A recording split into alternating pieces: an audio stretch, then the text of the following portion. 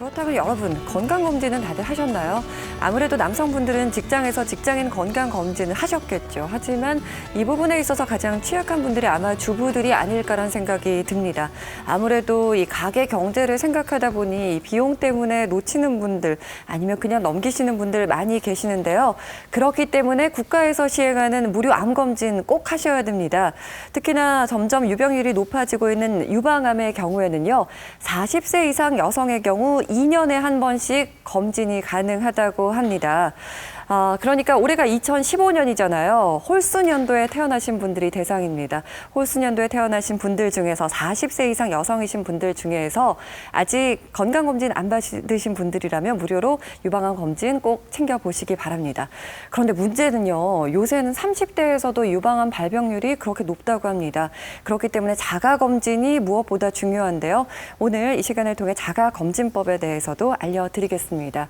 그리고 여성의 가슴은 일생 동안 참 많은 변화를 겪게 되죠. 한 달에 한 번 월경이 있다 보니 가슴이 커지기도 하고 작아지기도 하는데요. 이때 유방통 심하게 느끼시는 분들도 계시고요. 또 자가 검진해봤더니 뭔가 좀 혹이 잡히는 경우가 있다 하시는 분들 계시는데 다행인 건 대부분은 암이 아니라 물혹인 경우가 많다고 합니다. 그래서 오늘 이 시간에는요. 유방암과 혼동되는 유방결절 그리고 유방암 치료, 예방까지 알아보도록 하겠습니다. 유방외과 김상원 전문의 자리하셨습니다. 어서 오십시오. 감사합니다.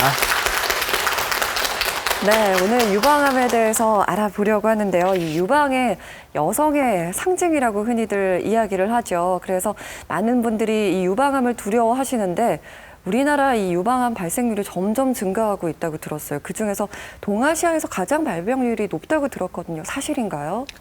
네, 그렇습니다. 우리나라 유방암 발병률을 보면 2000년 이후부터 급속히 증가하게 되었는데요.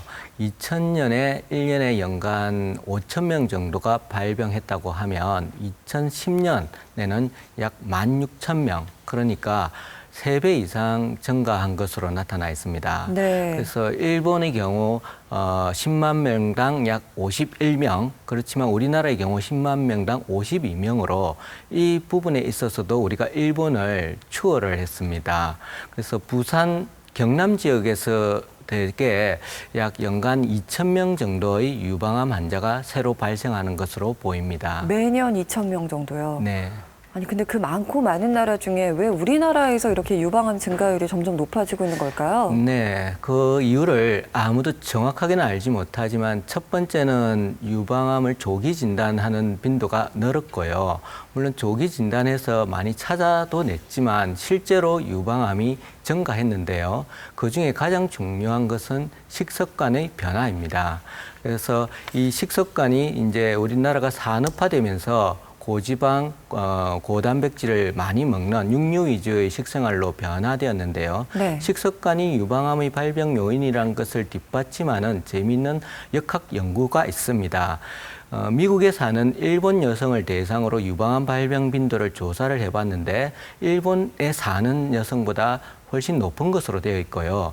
이민 3세가 되었을 때는 미국에 사는 서양 여성들의 유방암 발병 빈도와 거의 비슷한 것으로 나타났습니다. 그래서 이 식습관은 가장 중요한 원인 중에 하나다고 지목이 되어지고요. 네. 두 번째는 여성이 일생 동안 받는 여성 호르몬, 에스트로겐이라는 여성 호르몬에 노출되는 기간입니다. 그래서 영양 상태가 좋아지면서 여성들의 초경 연령이 빨라졌고 배경은 늦춰졌고요. 또 라이프 스타일이 변함에 따라서 임신 출산을 기피하고 수유를 안 하게 되면서 이 여성 호르몬에 대한 노출 기간이 상대적으로 길어졌다는 것이 중요한 원인이 되었습니다. 또 그 외에도 호르몬제 사용이라든지 피임약의 사용도 기여를 하고 있고요. 또 이제 그러면서 40, 50대 여성들, 이제 배경 무렵의 여성들에서 유방암 빈도가 크게 증가하고 있습니다. 그렇군요. 이제 크게 두 가지를 짚어주셨어요. 식습관과 호르몬을 지금 짚어주셨는데 그럼 식습관이 흔히 말하는 그 서구화된 식습관 때문이라는 말씀이신 거잖아요. 그럼 서구 여성에 비해서는 어떤가요? 서구 여성들에 대해서는 아직까지는 약 3분의 1에서 4분의 1 정도의 발병 빈도를 가지는데 이것은 식습관이 계속해서 변하고 있기 때문에 더 증가할 것으로 생각이 됩니다. 아, 그렇군요. 진짜 식습관 개선 문제는 한번 좀 생각해 볼 문제라는 생각이 듭니다. 그렇다면 호르몬 문제에 대해서도 좀 알아볼게요. 갱년기가 되면 이 갱년기 증상 때문에 호르몬제 복용하시는 분들 많이 계시잖아요. 그런데 유방암에 이제 노출이 되지 않기 위해서 호르몬제를 안 드시는 분들이 계시더라고요. 실제로 이 호르몬제랑 유방암이랑 어떤 상관관계가 있나요? 예, 여성의 일생 동안 영향을 받는 에스트로겐의 영향을 호르몬의 영향을 받고요. 네. 이 호르몬 대체요법도 유방암을 증가시키는데 기여는 합니다. 근데 이제 폐경기의 여성에서 이 갱년기 증상을 완화시키는 데는 호르몬 대체요법만큼 좋은 것이 없거든요. 그 외에 이 호르몬제의 역할은 우리 뼈를 건강하게 해주고 심혈관계 쪽으로 관상동맥 질환도 줄여주는 좋은 효과들이 물론 있습니다. 그런데 이 호르몬제를 약 5년 이상 복용한 경우에 의미 있는 유방암 증가율을 보인다고 되어 있습니다. 그래서 이 갱년기 증상을 완화시키는 것이 더 중요한 것으로 유방암의 위험도보다 더 중요한 것으로 여겨질 때에는 단기간 1, 2년 복용하는 것은 큰 문제가 없겠습니다. 다만 가족력이 있거나 네. 유방에 다양한 암이 될 수 있는 양성혹이 있거나 또 그 외에 유방암 유전자를 가졌다든지 그런 위험 요소들이 있는 분들은 호르몬제 사용은 안 하시는 것이 좋겠습니다. 그러니까 어떤 게 중요한지를 먼저 좀 파악을 해 보셔야 되는 거군요. 네. 그래요. 예방을 하면 참 좋겠지만 예방을 하지 못한다면 조기 발견이 참 중요하겠죠. 아, 이런 증상이 나타났을 때 정말 내 몸에 문제가 생겼구나, 내 가슴에 문제가 생겼구나. 어떤 자각 증상이 있나요? 자각 증상이 없는 분들도 많습니다. 그렇지만 자각 증상이 있다면 만져지는 혹입니다. 그래서 유방에 네.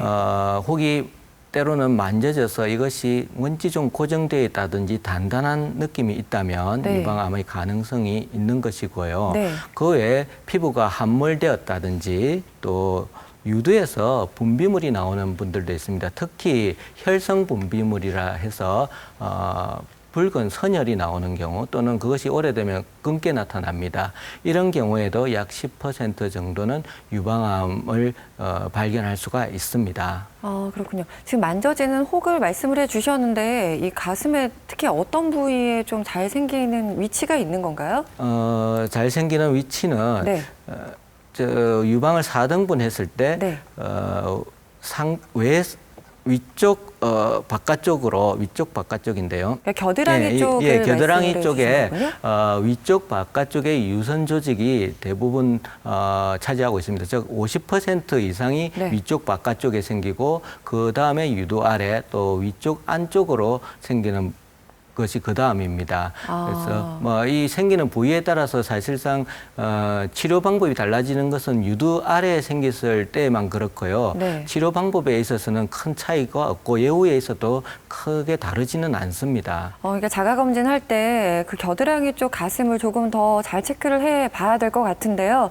그렇다면은 자가 검진하는 방법을 좀 알려주셔야 될 것 같아요. 어떻게 하면 되는 건가요? 예, 유방의 자가 검진은 유방은 자가 검진을 통해서 네. 암을 진단할 수 있는 어떻게 보면 유일한 암이라 할 수 있습니다. 네. 그래서 이 자가검진 시기는 생리가 있으신 분들은 대개 생리 끝나고 7일 전후가 적합하고요. 생리가 없이 배경이 되신 분들은 매월 특정한 날을 정해서 하시면 됩니다.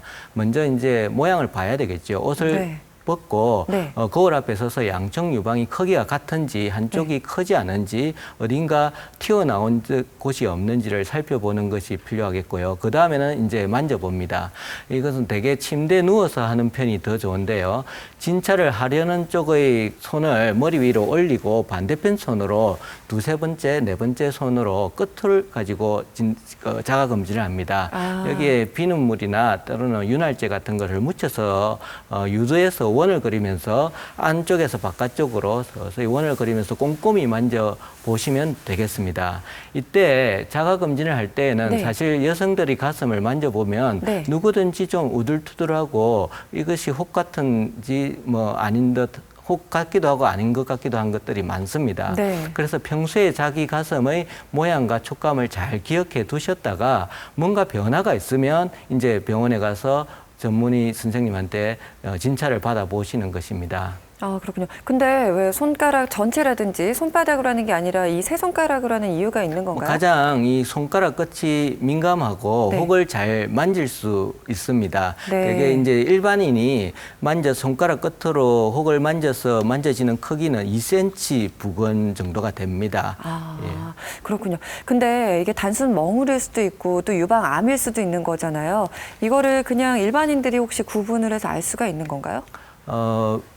암이 분명한 혹은 만져보면 왠지 딱딱하고 네. 주변 조직과 붙어 있는 느낌, 잘 움직이지 않는 느낌을 줍니다. 그렇지만 암이 아닌 양성혹들은 표면이 매끈하면서 말랑거리고요. 이렇게 주변으로 움직여 보면 왔다 갔다 하면서 구슬처럼 잘 움직입니다. 이런 경우에는 암이 아닌 양성혹일 가능성이 높습니다. 아, 그렇군요. 어찌 됐든 뭐 무록이 됐든 아니면 그게 뭐 암이든 뭐가 만져진다면은 정확한 건강 검진을 받는 게 참 중요하다는 생각이 드는데 우리나라에서는 이제 40세 이상 여성을 대상으로 경련제로 시행을 하고 있잖아요.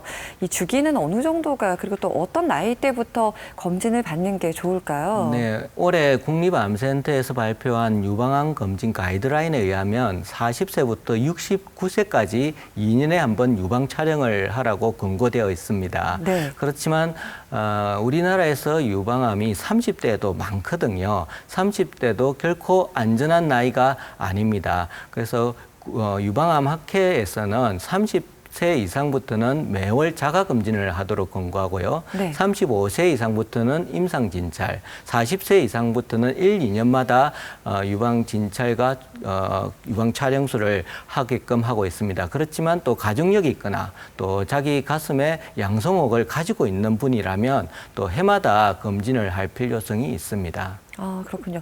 40세 이상 여성 같은 경우는 말씀드린 것처럼 경련제로 지금 유방암 무료 검진을 시행하고 있는데 어떤 검사를 받게 되나요? 가게 되면. 네, 일단 기본적으로 유방 촬영술을 하게 되거든요. 네, 근데 유방 촬영술은 그렇죠. 아프다는 분들이 너무 많이 계시더라고요. 네, 저도 유방 촬영술을 안 해봤습니다.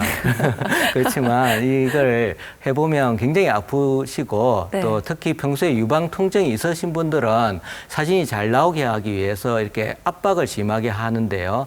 굉장히 통증을 많이 느끼십니다. 또 이 유방 촬영을 해보면 우리나라 여성들의 유방이 치밀 유방 소견이 많아서 네. 유방 초음파 검사를 네. 해야 될 경우들이 많습니다. 초음파 검사를 해야지 이제 작은 혹까지 세세하게 찾아낼 수가 있습니다. 그래서 초음파 검사를 하면 까맣게 이제 구별이 되는 저런 부위가 이제 혹이라 할 수 있는데요. 약간 굴곡이 있는 아직까지는 암이 아닐 것 같은 양성혹의 형태일 수 있습니다. 네, 이 사진은 어떤 사진들인가요? 네, 좌측에 이제 선이 매끈하면서 비교적 일정한 형태를 가지고 있는 것, 이거 전형적인 암이 아닌 양성혹, 조직 검사를 해보면 섬유 선종이 나올 가능성이 높습니다. 우측을 보면 이 혹이 경계가 일정하지 않으면서 주변으로 삐져나가는 불규칙한 형태를 가지고 있습니다. 그러네요. 이런 경우에 유방암을 시사하는 소견입니다. 섬유 선종 같은 경우에는 그냥 놔두면 되는 건가요?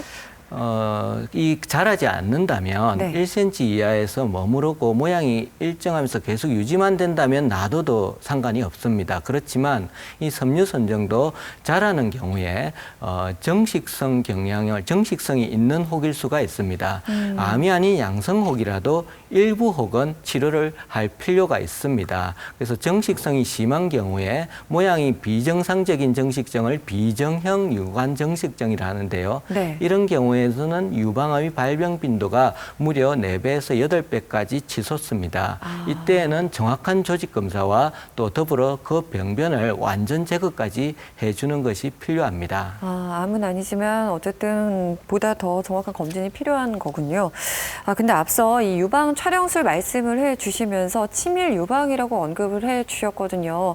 치밀 유방 소견이 받은 분이 많다고 말씀을 해 주셨는데 정확하게 치밀 유방이 어떤 건가요? 네, 네, 2년에 한 번 받는 유방 촬영술을 하게 되면 네. 보고서에 당신은 치밀 유방이거나 불균질 유방이기 때문에 병원에 가서 초음파 검사를 해보십시오라는 레포트가 나옵니다. 네. 치밀 유방이란 것은 여성들의 유방이 크게 이제 젖을 분비하는 만들어내는 유선 조직이 유방의 알맹이인 것이죠. 네. 이것과 지방 조직으로 구성되어져 있는데 이 유선 조직의 분포가 훨씬 많은 것, 즉 한 50% 이상 되는 것을 치밀 유방이라 합니다. 그러니까 말 그대로 진짜 네. 촘촘하다는 의미의 그 치밀하다의 그렇습니다. 치밀 유방인 거군요. 그림에서 보면 네. 1단계 이 정도면 지방이 많은 지방형 유방이라 할 수 있고요. 네. 조금 더 유선 조직이 많은 것이 2단계. 네. 3단계를 보면 50% 이상이 유선 조직으로 이루어져 있습니다. 이런 경우에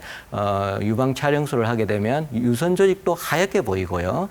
또 만약에 나타날 수 있는 혹도 희게 나타나기 때문에 구별이 가지를 않습니다. 그래서 치밀 유방인 경우에는 유방 촬영술의 검사로서의 민감도가 상당히 떨어지게 되어 있습니다. 또 이 치밀 유방은 네. 유방암의 위험도를 높이는 하나의 요인으로 알려져 있습니다. 근데 치밀 유방을 판정을 받으시는 분들이 어느 정도나 되는지 궁금해요. 국내에서 특히 치밀 유방, 아시아 여성들에서는 치밀 유방이 많은데요. 네. 30대, 40대 여성의 거의 80%가 치밀 유방인 것으로 알려져 있습니다. 아니, 80%면 거의 대부분인 거잖아요. 네, 이런 분들에 대해서는 사실상 유방 촬영술의 그런 정확도, 민감도가 떨어지기 때문에 네. 다른 유방 촬영에서 보일 수 있는 석회 소견이 배제된 상황이라면 이 초음파 검사만으로도 이제 유방 검진을 하실 수가 있겠습니다. 그러니까 촬영술보다는 초음파 검진이 더 낫다라고 그렇습니다. 지금 말씀을 해주셨는데, 근데 제가 그런 이야기를 들은 적이 있어요. 치밀 유방이신 분들은 모유 수유를 하면 조금 낫다라는 이야기를 들은 적이 있거든요. 이거는 어떤 이야기인가요? 모유수유를 했다는 것이 어떤 유방암의 감소를 할 수 있는 또 위험 인자를 감소시키는 효과는 있겠지만은 치밀 유방을 해결하는 것은 아닙니다. 그러니까 호르몬에 노출되어 있는 시기를 조금 줄여보는 그런 네, 방법인 네, 거군요. 그래서 이 치밀 유방 자체는 여성 개개인의 그런 체질적인 특성이라 할 수가 있겠습니다. 그렇군요. 저희가 치밀 유방에 대해서 알아봤는데 이렇게 치밀 유방인 경우 이제 그 유방 조직 자체가 촘촘하다 뿐이지 어떤 문제가 있는 건 아니잖아요. 근데 실제로 이렇게 검사를 보면 물혹이 발견되는 경우가 참 많이 있을 것 같아요. 이런 물혹은 유방암으로 진행될 위험이 없는지 일단 혹이 있다면 많은 분들이 덜컥 겁부터 나실 것 같거든요. 예, 40대 여성에서 호르몬이 작용이 왕성하신 분들의 초음파를 찍어보면 상당수에서 단순 물혹들이 있습니다. 이 물혹은 단순히 물혹만 있는 경우에 그것이 암으로 진행되지는 않습니다. 그래서 주기적으로 관찰해서 크기 변화가 없다면 그대로 놔두셔도 됩니다. 다만 이 물혹에 벽이 두꺼워졌다든지 네. 또 내부에 격벽이 생겨서 방이 여러 개로 나누어져 있다든지 또 물혹 내부에 혹이 달린 경우에는 일부 암의 위험성이 있는 혹으로 판단되고 이런 경우에는 조직 검사가 필요하겠습니다. 그렇군요.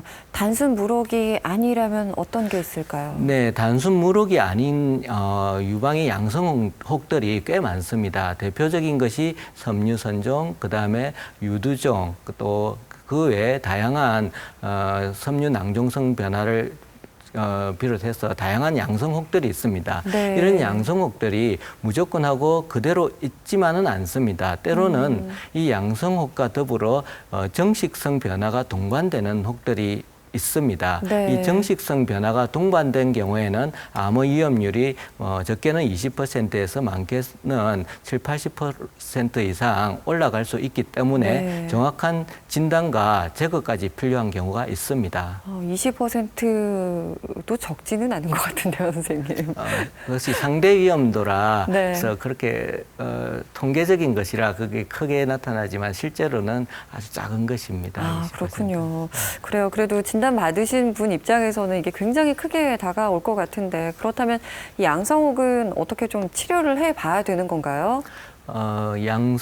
양성혹의 경우에 이제 치료를 해야 되는 양성혹들이 있습니다. 네. 치료를 해야 되는 양성혹들은 이제 과거에는 수술적인 방법으로 절개를 해서 그것을 제거하는 방법을 취하였지만은 네. 맘모톰 시술이라고 해서 네. 양성혹을 흉터가 남지 않도록 바늘 구멍으로 제거하는 시술이 있는데요. 네. 그림에서 보시면 이 바늘 끝에 홈이 달린 이런 지금 직접 화면을 보시면서 시술을 하시는 건가 맘모톰 보네요. 시술을 하는 모습입니다. 네.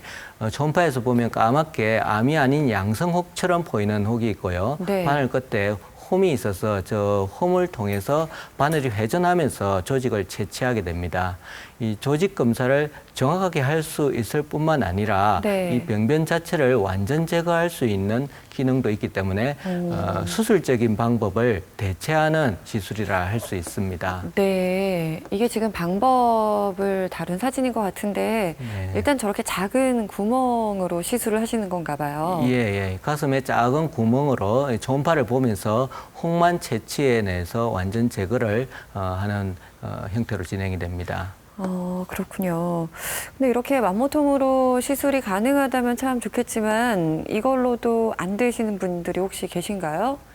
맘모톰으로 할 수 없는 경우는 대개 이제 사이즈가 지나치게 크다든지 이제 병변이 넓게 퍼져 있다면 이것이 맘모톰 수술로서 깨끗하게 제거되기 어려운 경우가 있습니다. 그런 네. 경우에는 할 수 없이 수술적인 방법을 동원해서 그것을 제거할 수밖에 없고요. 네. 물론 이게 숙달된 정도에 따라서 이 사이즈는 뭐 다양할 수 있는데 대개 4, 5cm까지를 맘모톰으로 제거할 수 있는 크기라 볼 수 있겠습니다. 네, 그럼 지금부터는 본격적으로 유방암에 대해 자세히 알아보도록 하겠습니다.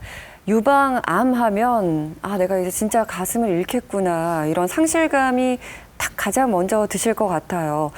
진짜 유방암에 걸리면 가슴을 절제를 하거나 이렇게 해서 수술을 해야 되는 건가요? 네, 유방암으로 이 가슴을 전절제하는 수술은 1890년대부터 시작되어서 약 100년간 이어져 온 수술입니다. 네.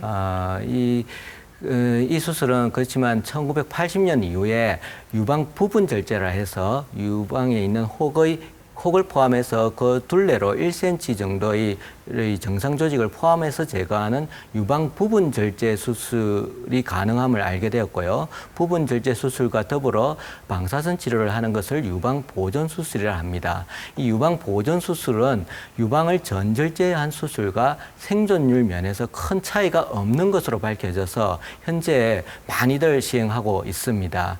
아무리 부분 절제술이라고 해도 혹시 흉터가 남아서 남들이 내가 유방암 치료를 받은 걸 알진 않을까 이런 부분을 또 걱정을 많이들 하실 것 같아요. 이 부분은 어떤가요? 네, 이 유방암 수술의 방법이 전절제해서 흉터를 크게 남기는 수술에서 부분 절제로 변화가 한번 되었고요. 네. 이 수술마저도 보다 더 미용적이고 또 미적 요소를 결합한 수술을 할 수가 있는데요. 네. 그림에서 보시면 네. 일반적인 유방 부분 절제 수술은 혹이 있는 둘레로 해서 이렇게 제거를 하면 네. 필연적으로 이 부위의 흉터와 또 유방의 함몰 변형이 생길 수가 있습니다. 이것을 최소화시킬 수 있는 방법으로 네. 만약에 유두 위에 이렇게 혹이 있다면 네. 박쥐날개 모양의 이런 특수한 절개선을 가해서 네. 혹을 제거하고 네. 유두 주변으로만 흉터가 남도록 할 수가 있고요. 또 유방 축소 수술을 응용해서 이렇게 네. 유륜부 주변으로 절개선을 가해서 속에 있는 암덩어리를 제거하고 유륜부 주변에만 둥글게 흉터가 나게 할 수 있습니다. 네. 또 테니스 라켓 모양의 절개선을 가할 수 있고요. 네. 이런 여러 가지 방법들을 동원해서 보다 부분 절제 수술이지만 네. 미적인 요소가 결합된 이런 수술을 종양 성형외과적인 수술이라 합니다. 이런 것을 통해서 보다 여성들의 미적인 만족도를 높이는 수술을 할 수가 있겠습니다. 일단은 지금 가지고 오신 사진으로 봤을 때 굉장히 괜찮아 보이거든요. 실제로 봤을 때는 어떤가요? 네, 유륜부 주위에만 거의 흉터가 남고 약 2, 3cm 정도 보이게 되는데요. 시간이 지나면 유륜부 주위 흉터는 거의 없어져서 눈에 잘 띄지 않게 됩니다. 아, 그렇군요. 참 다행이라는 생각이 듭니다. 아, 그런데 이렇게 부분 절제 수술을 해서 다른 사람의 이제 시선에서 이제 좀 자유로워지실 수 있는 분들이 계시지만 그렇지 않은 분들도 계시잖아요. 전체를 다 절제하셔야 되는 분들은 어떠신지 궁금해요. 예, 부분 절제 수술이 이제 적용이 가능하려면 혹이 충분히 작아야 됩니다. 그 혹 크기는 약 3cm 이하로 작으면 되고요. 네. 또 유방이 크신 분들은 4cm도 가능합니다. 그렇지만 혹이 작지만은 유방에 2군데 이상 암이 있다면 이 부분 절제 수술이 곤란합니다. 또 주변 조직으로 침륜이 심하다든지 미세석회가 전반적으로 흩어져 있어서 그것이 암을 나타내는 것이라면 부분 절제 수술이 곤란합니다. 이런 경우에는 유방을 전절제 수술을 해야 되고요. 약 30~40% 환자들이 유방을 현재도 전절제 수술을 받고 있습니다. 아, 오늘 유방암 수술에 대해서 지금 알아보고 있는데요. 실제로 이 유방암 수술을 받으신 분이 아주 어렵게 저희 스튜디오에 나와 주셨습니다. 모시고 보다 좀 자세한 내용 여쭤보도록 하겠습니다. 네. 아유, 어서 오십시오. 네. 일단 나와주셔서 정말 진심으로 감사의 말씀 드리고요. 네, 일단 보기 굉장히 건강해 보이시는데 얼마 전에 진단을 받으셨다고 들었어요. 예, 올해 3월 달에 받았습니다. 아, 올해 3월에 진단을 받으시고? 예, 바로 수술했어요. 아, 그러셨군요. 처음에 어떤 증상이 있어서 가셨어요? 몸이 너무 피곤하고요. 감기 증상도 좀 심했고요. 네. 그다음에 이제 또 잠이 안 오는 불면증이 많이 시달렸으며 어깨 통증이 너무 심해가지고요. 예, 그래서 근데 지금 말씀을 해주신 증상으로 봤을 때는 유방암을 전혀 의심을 못 하셨을 것 같거든요. 예, 실은 제가 너무 제 자신한테 관심을 많이 안 가져가지고요. 이제 검진 같은 걸 많이 못했어요. 네. 예. 그러셨군요. 그래서 네. 처음에 유방외과를 가진 않으셨을 것 같거든요. 처음에는 어디를 가셨나요? 처음에는 그 유방외과를 안 가고 다른 것을 많이 기웃거렸는데요. 네. 이제 어떤 분들이 이런 소견이 있으면 유방외과를 한번 가보러 해가지고 제가 가게 됐습니다. 아, 그러셨군요. 네. 그래도 이제 빨리 발견을 하셔서 올해 네. 3월에 이제 수술을 하셨는데 지금은 어떠세요? 지금은 이제 수술하고요. 항암 치료를 다 마치는 지금 상태입니다. 아, 그러시군요. 지금 몸 상태는 좀 어떠세요? 지금 굉장히 가볍고요. 네. 긴 꿈에서 자고 일어난 것처럼 굉장히 편안하고 기분이 좋아요. 아, 네. 그렇군요. 근데 사실 이런 사전 정보가 없었다면 전혀 지금 이런 어려운 과정을 거치셨다라는 생각을 못 하실 것 같아요. 많은 분들이 맞습니다. 지금 유방암으로 고통받고 계신 분들 많이 계실 것 같은데 그분들께 혹시 전해주고 싶으신 말씀이나 아니면 지금 잘 극복하신 노하우가 있으시다면 좀 전해주세요. 가장 중요한 건요. 그 몸에서 오는 그 소리를 좀 듣고 예방이 가장 중요한 것 같아요. 그래서 점검이 가장 중요하고요. 그다음에 일단 이제 중요한 건 의사 선생님의 믿음과 신뢰가 너무 중요했던 것 같습니다. 그리고 이제 적극적인 치료 자세. 네. 그리고 이제 암과 싸우기 위해서는 자기 자신하고 또 싸워야 되거든요. 그래서 늘 좋은 생각, 늘 웃고, 그리고 무엇보다 긍정적인 생각, 그리고 이제 치료에 임하는 자기하고의 어떤 싸움에 이길 수 있는 아주 이렇게 뭐라 그럴까 함께 갈 수 네. 있는 그런 어떤 뭐가 있어야 될 것 같아요. 진짜 지금 말씀해 주신 예. 걸 잘 실천하고 계시다는 게 얼굴 표정에서 너무 잘 드러납니다. 감사합니다. 네, 앞으로도 치료 잘 받으셔가지고요. 예. 관리 잘 하시길 바랍니다. 여러분 박수 감사합니다. 한번 보내주시죠. 네. 반갑습니다. 네. 근데 굉장히 어려운 걸음 해주셨는데 이분 같은 경우는 어떤 케이스이셨나요? 유방을 전절제하고 적시 재건 수술이란 것을 했습니다. 그래서 적시 재건을 등에 있는 광배근이라고 하는 자가 조직을 이식을 해서 네. 하는 유방 자가 조직을 이용한 적시 재건 수술과 유방 전절제 수술을 같이 받으신 분입니다. 그래요. 지금 재건술을 말씀을 해주셨는데 이 재건술을 언제 받으면 좋을지에 대해서도 많은 분들이 궁금해하실 것 같아요. 유방암 수술을 받으면서 바로 하시는 게 좋은지 아니면 어느 정도 시기를 두고 하는 게 좋은지 언제가 가장 좋은가요? 유방암 초기 환자분들, 즉 영기, 1기, 2기 정도 조기 유방암 환자분들의 경우에는 재발 위험성이 낮습니다. 이런 분들에게서는 유방암을 수술하면서 동시에 하시는 것이 가장 자연스러운 형태의 복원을 할 수가 있습니다. 특히 이때 수술을 하면 유방 알맹이만 제거하고 피부 유두까지 때로는 보존할 수 있는 피부 유두 보존 수술을 할 수가 있고요. 그래서 굉장히 자연스러운 형태로서 복원이 가능하고 마취해서 깨어난 뒤에도 상실감 없이 이제 수술이 이루어지는 장점이 있습니다. 그럼 이제 보건술을 받았을 경우에는 원래 있던 가슴의 형태랑 거의 비슷한 크기, 비슷한 모습이라고 생각을 하면 되는 건가요? 즉시 재건의 경우에는 가능한 그렇게 만들 수가 있습니다. 그렇군요. 근데 가슴 전체를 수술하게 되면 일단 피부 조직 자체가 줄어들게 되는 거잖아요. 그럼 이거를 어떤 방식으로 재건을 하게 되는 건가요? 네, 즉시 재건이든지 그걸 이제 나중에 수술하는 것을 지연 재건이라 하는데요. 네. 방법은 크게 이제 자가 조직을 이용하는 것과 보형물을 이용한 방법으로 대별할 수가 있습니다. 네. 이 사진에서 보시면 네. 보형물을 이용한 방법은 지연 재건일 경우에 이 보형물을 가슴 근육 밑에 넣어서 이렇게 불리기 전에 피부 확장기라는 것을 수개월 동안 해야 됩니다. 네. 피부 확장기를 해서 부족한 피부를 확장을 한 다음에 네. 이런 보형물을 삽입할 수 있고요. 네. 이 보형물 수술은 아주 심플하고 또 다른 부위에 신체의 다른 부위에 절개선을 가하지 않기 때문에 편리한 면은 있지만 유방 하수가 심하신 분들은 모양이 자연스럽지 않다는 단점도 있습니다.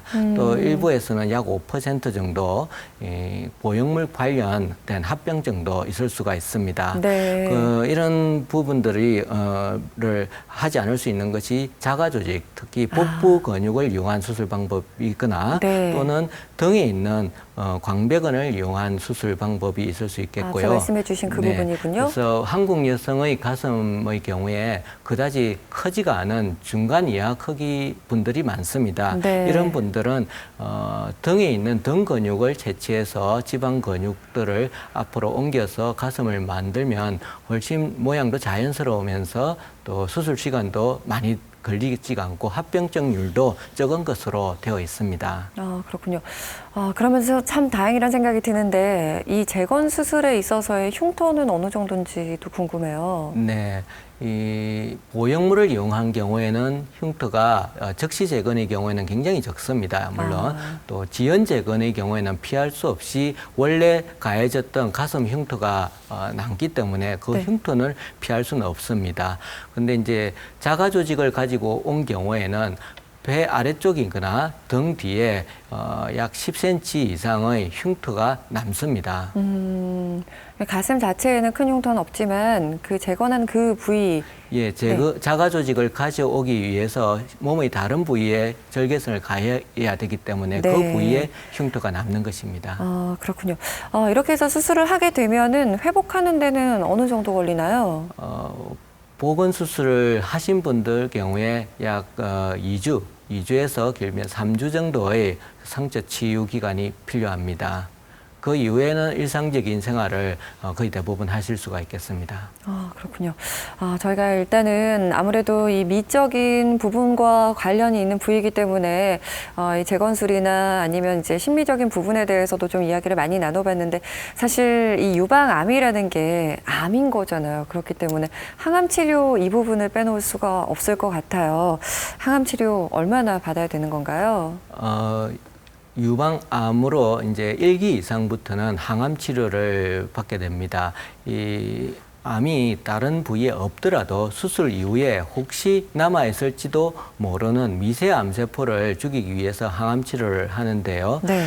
이 항암 치료의 효과는 수십 년간의 연구를 통해서 겨드랑이 림프절이나 다른 부위에 전혀 전이가 없는 일기암이라 할지라도 그 이득이 있는 것으로 밝혀졌습니다. 그래서 치료하는 기간은 대개 4개월에서 6개월 정도 주사로 항암 치료를 하고요. 네. 또 여러 가지 약제를 병합해서는 다약제 요법을 해서 효과를 높이고 부작용을 줄이고 있습니다. 그렇군요. 여기 지금 방청객 분들 중에서도 오늘 이 방송 보시면서 조금 걱정이 되시는 분들이 많이 계실 것 같아요. 평소 유방암 검진을 좀 하고 계신지 궁금해요. 어떻게 그 국가 무료 검진 다들 시행 받고 계신가요? 네, 이 부분은 참 다행인데 자가 검진도 그럼 한 달에 한 번씩 하시나요? 그렇죠. 자가 검진 진짜 쉽지 않은 것 같아요. 그래서 궁금한 점이 많이 있으실 것 같은데 궁금한 점 있으시면 좀 질문 주시죠. 네. 브래지어를 하면은 가슴이 눌려서 혈액순환도 잘 안 되고 유방암이 잘 걸린다 하더라고요. 그래서 집에서 되도록 그 풀고 있는데 유방암에 도움이 되나요? 그래요. 이거 진짜 궁금해하는 분들 굉장히 많이 계실 것 같아요. 브래지어가 진짜 생각보다 많이 답답하거든요. 저도 브래지어를 안 해서 잘 모르겠는데 답답한지 브래지어가 암을 유발한다는 일종의 괴담이 있었던 적이 있습니다. 네. 예, 그래서 브래지어를 하면 와이어에 의해서 가슴이 눌려서 림프 순환을 방해하고 그 속에 독소들이 모여서 암을 유발하지 않겠느냐라는 의문점이 있어서 조사가 이루어졌습니다. 그렇지만 이 조사가 브래지어를 한 군과 안 한 군을 나누기는 어렵거든요. 그런 연구를 디자인하기는 어렵고 브래지어를 하는 습관들을 얼마나 오래 하느냐, 언제부터 했느냐, 와이어가 있냐 없냐 이런 것들을 연구한 결과 브래지어 사용 습관이 암을 유발하는 것과는 무관하다는 것이 밝혀졌습니다. 그래서 그런 부분에 대해서는 그렇게 걱정 안 하셔도 될 것 같습니다. 아, 다행입니다. 대부분의 여성이 이제 브래지어를 착용하고 있기 때문에 이 부분에서는 좀 한시름 놓으셔도 될 것 같습니다. 네, 또 궁금한 점 있으신 분? 네. 네, 아는 동생이 출산을 한 지 8년이 지났거든요. 그런데도 유집이 나오더라고요. 이런 경우 유방에 문제가 있는 건가요? 진짜 걱정되실 것 같아요. 이런 경우가 네. 있다면. 아까 말씀드렸듯이 유두 분비물이 혈성 분비물일 경우에는 유방암의 위험도가 일부 있습니다. 그렇지만 간혹 출산을 하고 수유가 끝났는데도 수년 동안 네. 유두에서 조금씩 유접이 나오는 경우들이 있습니다. 이런 경우에는 암과는 무관한 것으로 생각이 되고요.